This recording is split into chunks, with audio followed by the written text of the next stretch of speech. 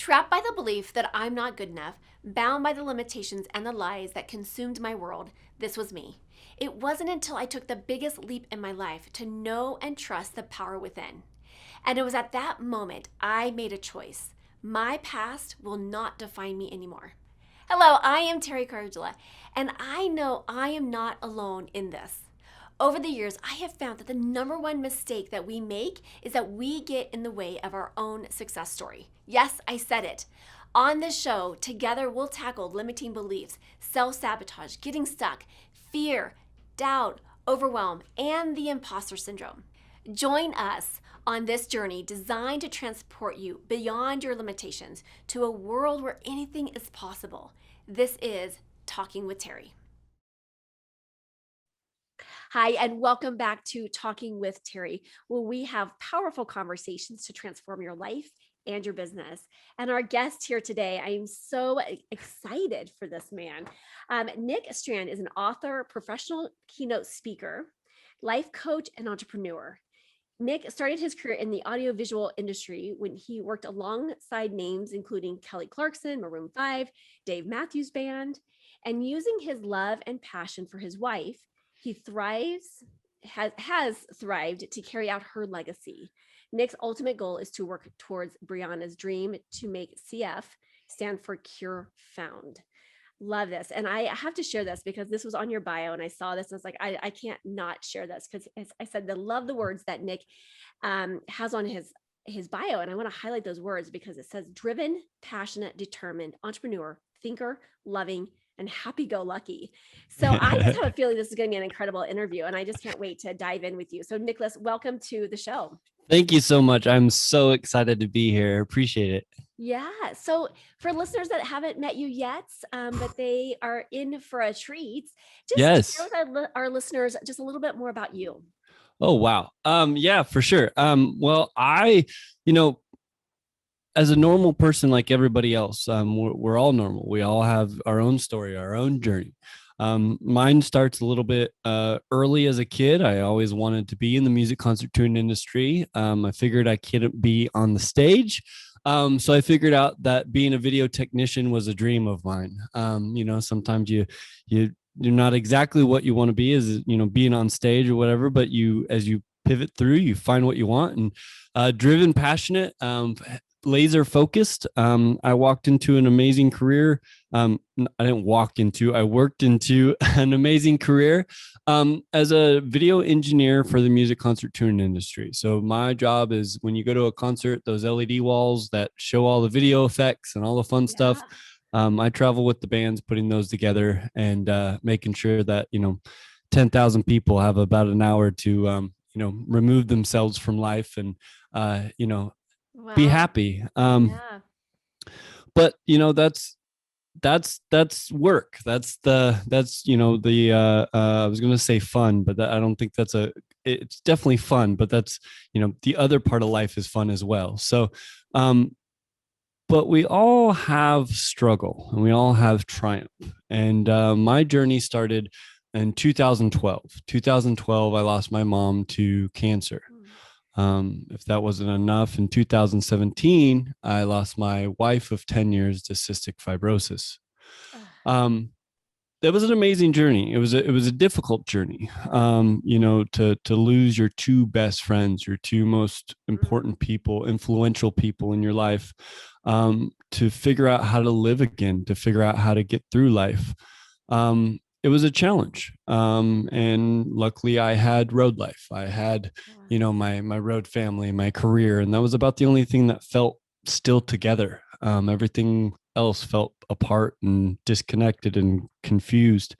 So as I'm trying to, as I say, kind of like dropping a vase, you have this beautiful, everything's together and it drops and you know what it looked like. And now you're trying to put all the pieces together, with that just anxiety of trying to assemble that again. That's a beautiful metaphor to describe that because it is life shattering in a matter of seconds. And I personally know the challenge of the cystic fibrosis challenge. Yes. I have two good friends that have children that have CF, and For those that do not know what that looks like, it's it's a hard challenge because the life expectancy is not. I think I've heard, and I could be wrong on Yep. this. I think it's like 25 to 30, isn't it? Kind of. I think it's going up, Was but it was now it's up okay. to 40 or 50. So Oh if you're a wow. young adult, like Oh, it's, that's great you know, news. so Yeah. and so just since we're there, a little bit of clarity. CF is a kind of a salt deficiency. It goes deeper than that, but it's the easiest way to explain it. And that salt deficiency is very crucial in a lot of things that help us in airwaves. So your sinuses, your lungs, other parts of your body, your enzymes that help eat down your food.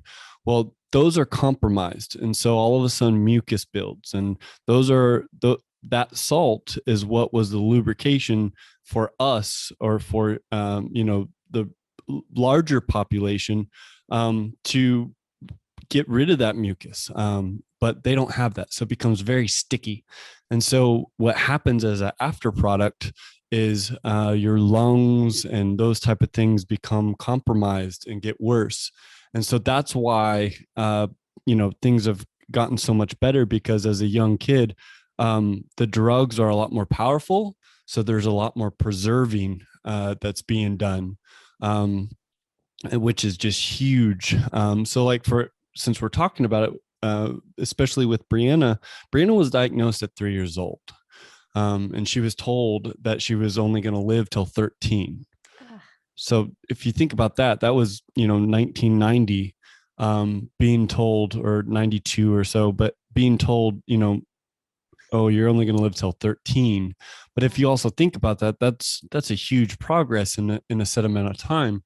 But kind of with that whole story is, you're stuck with that journey, and it's a difficult one, and we all know it was going to happen, and it happened, and now you're facing with losing mom, and you're losing Brianna, and as you sit and go through it, life was difficult to try to put things back together. Luckily, Brianna was very inspirational. She was very aware, and she knew that life was short. She knew that every single day was, possibly her last, because she was told that she wasn't even supposed to be alive till then.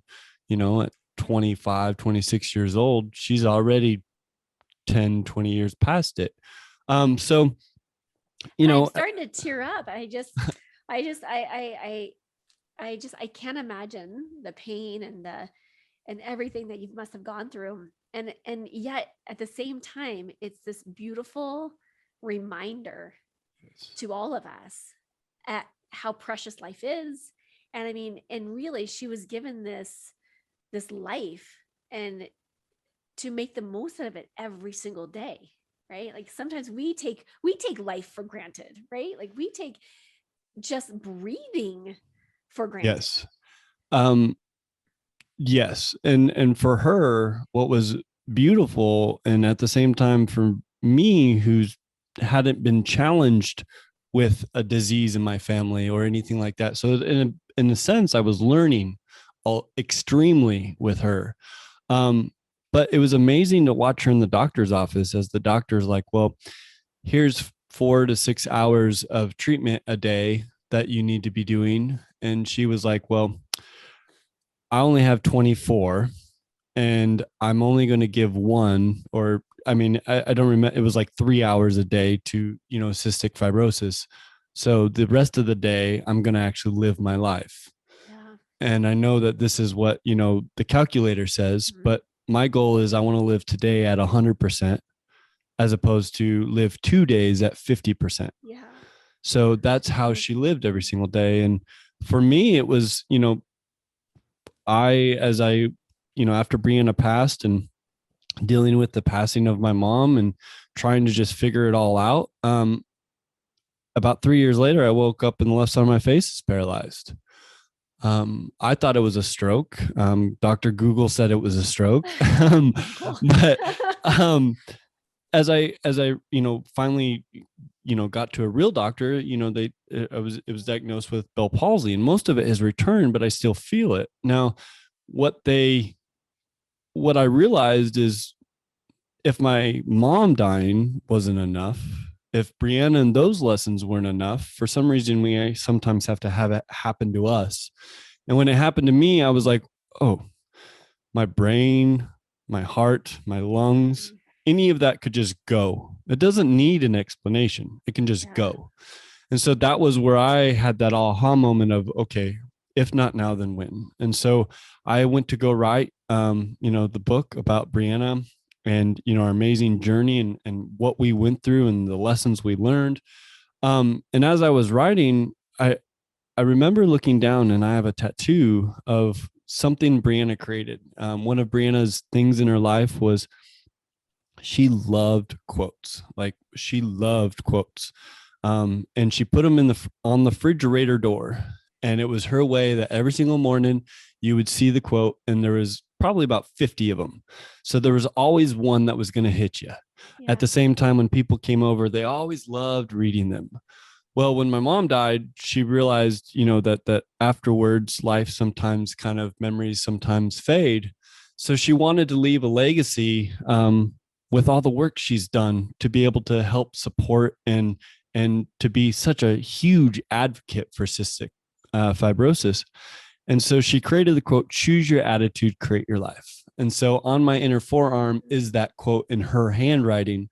And I remember writing, typing on the computer, writing this book and looking down and seeing that quote. And it was then when I realized, wow, that's what that means. And as I say that, I want to tell you right now, like, the emotions are coming out of my eyeballs. Like, I'm feeling that same feeling, but it's just by a mindset. I had taken all this sadness where I just had felt confused. I felt lost. I couldn't find life. I couldn't find purpose. And just by doing something I had never done before, writing, letting it out, sharing my reality, it was creating a life for me. Yeah. And as I was doing that, the energy that I felt, the energy that others started to feel, it just became even bigger and greater.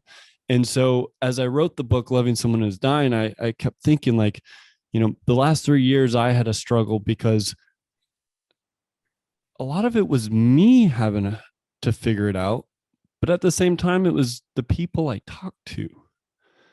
Yeah. I felt out of place, not because of what I was going through, but because others didn't know how to listen or understand or relate. Yeah. And so it was very confusing. So then all of a sudden I was like, well, how am I going to get people to actually get the true meaning of this book? And there was a little bit of a pivot that happened where I was like, okay, if I put this on shirts, I can create a message for people. I can get anybody to come into the conversation. We can slowly start coming together, inspiring each other to hopefully soon start talking about what's normal in life that society likes to suppress. Yeah. Death, addiction, struggle, financial loss, all the things we go through, failure, all those things. And if it wasn't for COVID, April 7th, I would have had a launch party. But it was actually somewhat of a blessing. It kind of weird to say I'll finish it and you'll kind of see, but so March 10th, I got the phone call that, my career of going on the tour was canceled. And that's what I was going to use to pay for the capital, since I'd already invested in this, this mission. And that was when everything pivoted, and I pivoted into fully the brand, Choose Your Attitude, and pushing that message to help people get closer and focus on that. And the goal is to get to create your life, which is getting deeper in conversation and learning to become more comfortable with self, emotion, all the things that are real, normal. But society is so afraid. And as one of my other podcasts I was talking to, American society especially is likes to suppress. But yeah, so that's kind of been this whole entire journey of just what I've gone through. But at the same time, now we've turned it into this beautiful message, or Brianna, it's taken the light and message from Brianna legacy that she created, and using it as a positive tool to help others while it's helping myself, mind you. um Yeah. and That and yeah. and it's such a parallel process, the process that you're doing with Mm.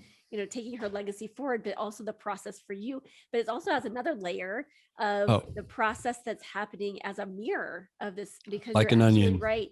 I was a therapist for 24 years prior to doing what I do now, and I tell you, there's conversations that people just don't know how to have. And Yes. so it's getting uncomfortable, it's getting comfortable with the uncomfortable Yes. conversations to be Yes. had, to have transformation, to have understanding, to have whatever that might be, that's bringing what happens in that conversation. And I think there's power in the conversation. And we never know. This just happened, was it 3 weeks ago? I was going to the grocery store to buy my daughter some flowers for an event that she was receiving an award for an event. And I said, "Oh, I'll just grab some, flowers and take them to the event." And I walked in, and there's this guy standing there, and he asked me a question. It was a very profound question. I won't go into the details of it, but total strangers, and total backgrounds, different experiences, different worlds. Yep. And we got into this conversation that was pretty, I think, it would be considered a difficult conversation. And it was the most beautiful thing. So 45 minutes later, I go, "Why did I come in here?"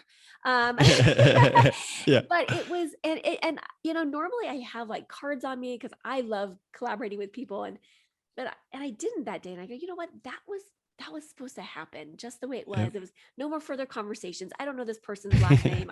We just know first names and stuff.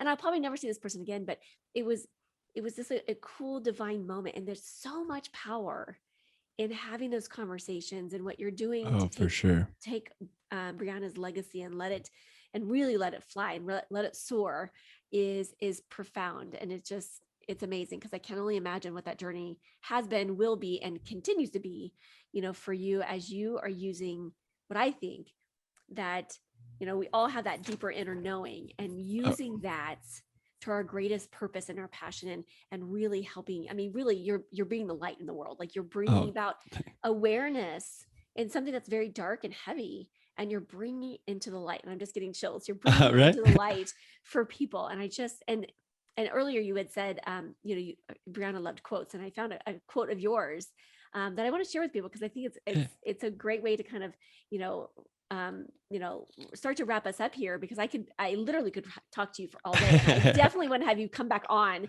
and Yes, let's do a part two, if we will. for It sure. says, you had said, we all face struggles, but the key to overcoming them is to using the pain as a form of strength and encouragement. And I think no matter what our stories are, what our experiences, what our struggles have been, we can always use that, and use it to our advantage. Yes. Yes, and I think as you were saying that, the biggest thing that came to mind is by speaking about it. Yeah. You literally are unpacking and going through, and your own you're doing it yourself to be able to talk about it. Yeah. So for me, that's one thing that I've loved from it, is to be able to do that. And like a teacher of mine has always said is, you don't know something until you can teach it.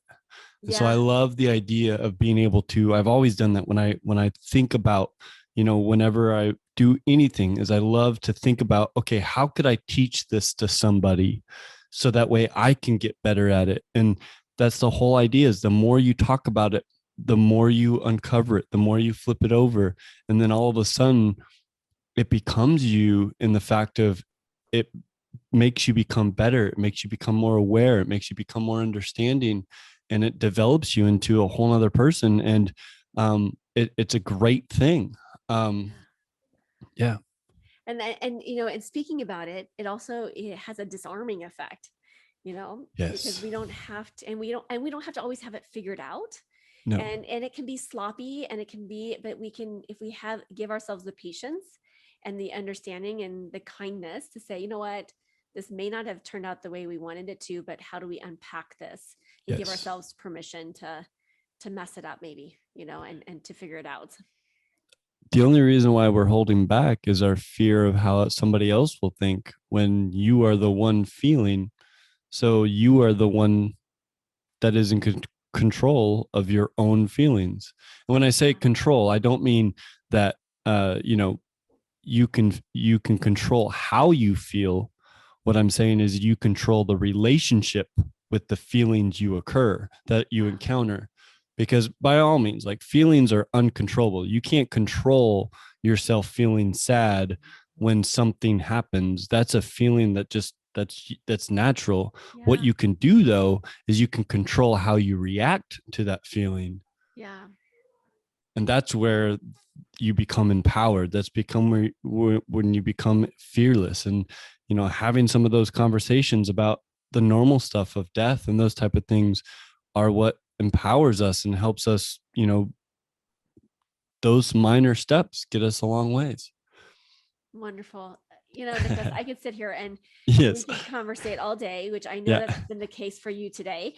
And you were on kind of an interview tour today. So Yes. thank you so much for your Thank time, you. your brilliance, and your light, and your message that you're bringing to the world. And so I can't wait to see, where this movement goes. And I will be able to say, I knew Nicholas I Wynn. love it. I appreciate it. And so I can't wait to stay in touch with you. And so thank you so much for your time today. And I look forward to staying in touch. Thank you. I am so grateful that you joined me for this episode. If you've enjoyed this, then there's just one thing that I would like you to do. Click to subscribe and leave me a rating and review.